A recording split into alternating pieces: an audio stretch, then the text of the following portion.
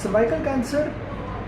बच्चेदानी के नीचे सर्विक्स में होने वाला कैंसर एक वायरस की इन्फेक्शन की वजह से होता है, जिसका नाम ह्यूमन पैपिलोमा वायरस है। किसी भी औरत को ये ह्यूमन पैपिलोमा वायरस अपने मेल पार्टनर से मिलता है और ये वायरस की इन्फेक्शन किसी भी वायरस इन्फेक्शन की तरह बॉडी इसको खुद कंट्रोल कर लेती है, लेकिन लगभग 1/3 औरतों के अंदर ये इन्फेक्शन ठीक नहीं होती है और ये इन्फेक्शन आगे बढ़ के कैंसर का शक्ल ले लेती है और लगभग ये इंटरवल 15 साल का होता है। जब हम सर्वाइकल कैंसर से लड़ने की बात करते हैं, और ये लड़ाई ज़रूरी है, लड़ाई इसलिए ज़रूरी है क्योंकि दुनिया में सर्वाइकल कैंसर के मरीजों का नंबर इंडिया में नंबर 1 है और हमें ये नंबर 1 का तमगा नहीं चाहिए। पर अगर हमें सर्वाइकल कैंसर को हराना है तो ये लड़ाई मल्टीपल लेवल्स पे होनी चाहिए और इसके स्टेक होल्डर्स हम सब हैं। इसके स्टेक होल्डर्स सिर्फ डॉक्टर या अस्पताल नहीं है, इसकी स्टेक होल्डर एक माँ है जो अपनी बच्ची को परवरिश दे रही है। इसका स्टेक होल्डर एक हस्बैंड है जो न्यूली वेड है, जो अपनी जिम्मेदारी समझता है कि मेरी बीवी की तबीयत ठीक है। इसका स्टेक होल्डर वो बेटा भी है जिसके साथ उसकी माँ रह रही है गाँव में और वो चाहता है कि मेरी माँ की सेहत ठीक रहे। इसका स्टेक होल्डर हमारा मीडिया भी है जिसकी जिम्मेदारी है कि ये इन्फॉर्मेशन ऑडियो वीडियो पोर्टल्स के थ्रू आम पब्लिक को मिले। इसके स्टेक होल्डर्स टीचर्स हैं, चाहे वो स्कूल में हैं चाहे कॉलेज में हैं। बीमारी को लेके जो जानकारी है उसका एकाधिकार सिर्फ डॉक्टर का नहीं है, लेकिन अगर हम ये जानकारी आम पब्लिक में लेके जा सकें और ये जागरूकता फैला सकें, जो कि किसी भी बीमारी से लड़ने का बेस्ट एक एंडेवर है कि आम पब्लिक जो है वो जागरूक हो। जागरूकता सिर्फ एक बीमारी के लिए नहीं होती, जागरूकता या हेल्थ कॉन्शियसनेस तो स्वस्थ रहने के लिए है, पर उसका बहुत इंपॉर्टेंट एक अंग ये भी है कि कुछ ऐसी बीमारियां जो जागरूकता के अभाव में हो रही हैं और एडवांस स्टेज में हो रही हैं, जिनके ट्रीटमेंट आउटकम्स खराब हो रहे हैं, अगर उनको हमें ठीक करना है तो ये जानकारी हमें फैलानी है। इस बात को एज अ कैंसर सर्जन मैं बहुत डीपली समझता हूँ कि जब तक हम जानकारी लेके पब्लिक के पास नहीं जाएंगे, क्योंकि मेरी ओपीडी में अगर मैं अपने पेशेंट से या उनकी फैमिली से इंटरेक्ट कर रहा हूँ, कैंसर से रिलेटेड इतना टैबू है, इतना डर है कि वो फैमिली अपने पड़ोसी से, अपने बाकी फैमिली मेम्बर से इसके बारे में डिस्कस नहीं करना चाहती। इस वजह से जानकारी का एक वैक्यूम बना रहता है। इस वैक्यूम को अगर हमें तोड़ना है और बीमारी से अगर लड़ना है तो ये जानकारी हमें आम पब्लिक में लेके जानी है। किसी भी प्रॉब्लम को प्रिवेंट करना उसकी ट्रीटमेंट से ज़्यादा सक्सेसफुल स्ट्रैटेजी है, और क्योंकि सर्वाइकल कैंसर एक वायरस इन्फेक्शन की वजह से होती है, इसीलिए उसकी वैक्सीनेशन एक बहुत इंपॉर्टेंट स्ट्रैटेजी है इस कैंसर को रोकने के लिए।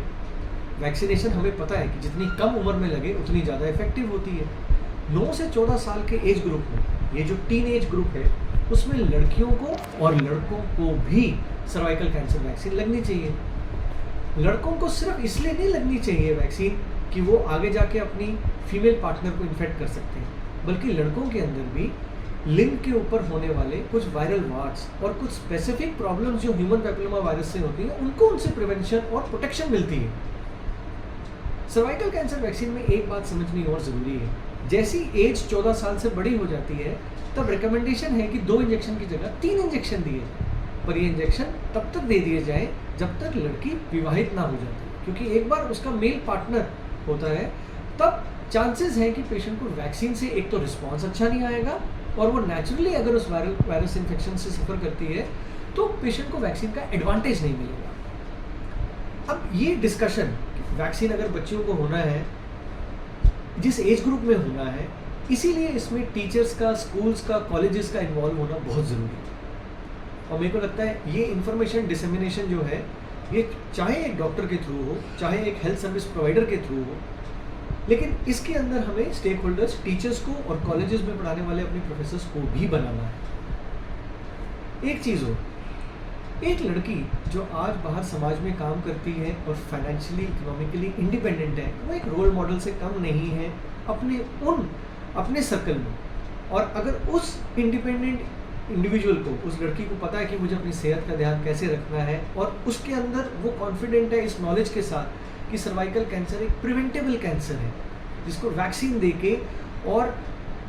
गुड सेक्सुअल प्रैक्टिसेस के बारे में जान के इससे बचा जा सकता है, तो वो रोल मॉडल इन्फ्लुएंस कर सकता है एक बहुत बड़ी पॉपुलेशन को। मैं चाहूँगा कि सर्वाइकल कैंसर वैक्सीन से रिलेटेड जो भी लिटरेचर है, जिसको हम पीरियोडिकली अपने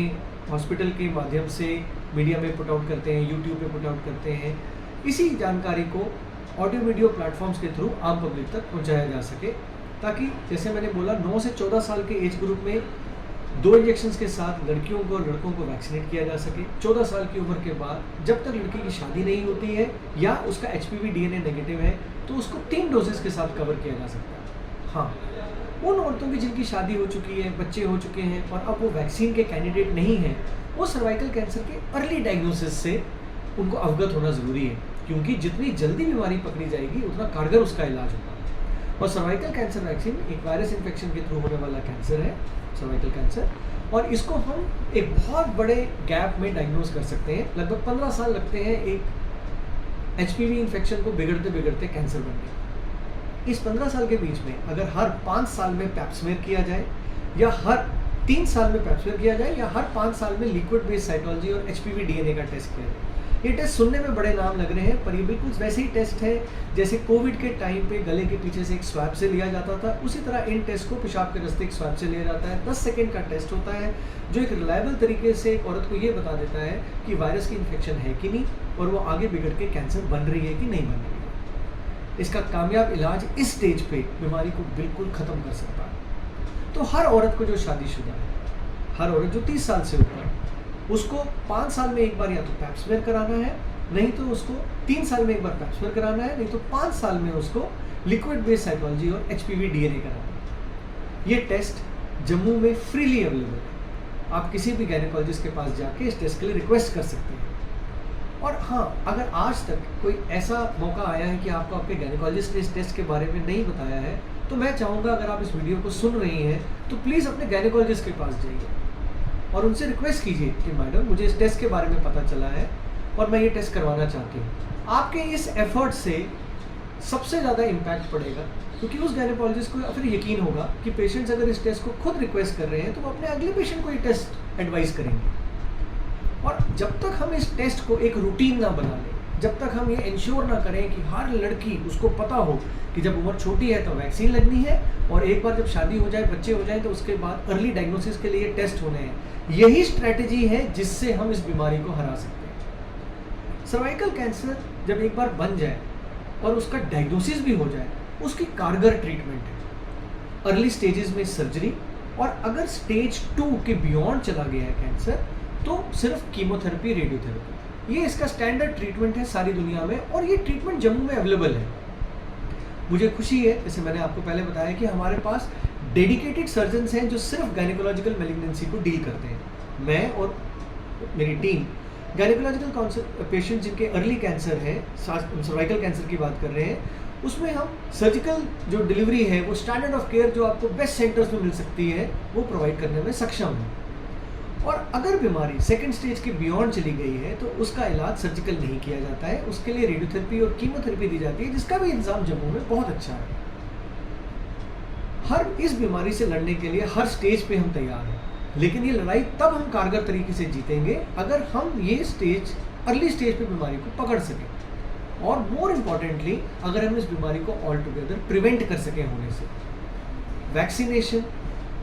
Pap smear, liquid based cytology, HPV DNA, ये कुछ ऐसी टर्मिनोलॉजी है जो मैं चाहूँगा कि मेरी पूरी कोशिश है, मेरी और मेरी पूरी टीम की, कि हर 10वीं, 11वीं, 12वीं में पढ़ने वाली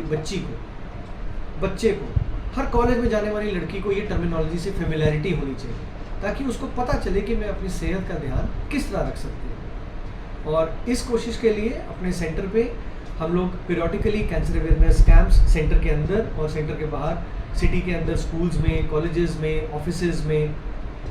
जहाँ पे भी हमारे पास एक कैप्टिव ऑडियंस होती है, वहाँ पे हम ये रेगुलरली कर रहे हैं। स्क्रीनिंग फैसिलिटीज़, ट्रीटमेंट फैसिलिटीज़ हमारे सेंटर पे, शंकुस कैंसर सेंटर जो greater Kailash market market Kunjwani bypass पे है, ये हमारे पास ये फैसिलिटीज़ अवेलेबल है। और मैं इसमें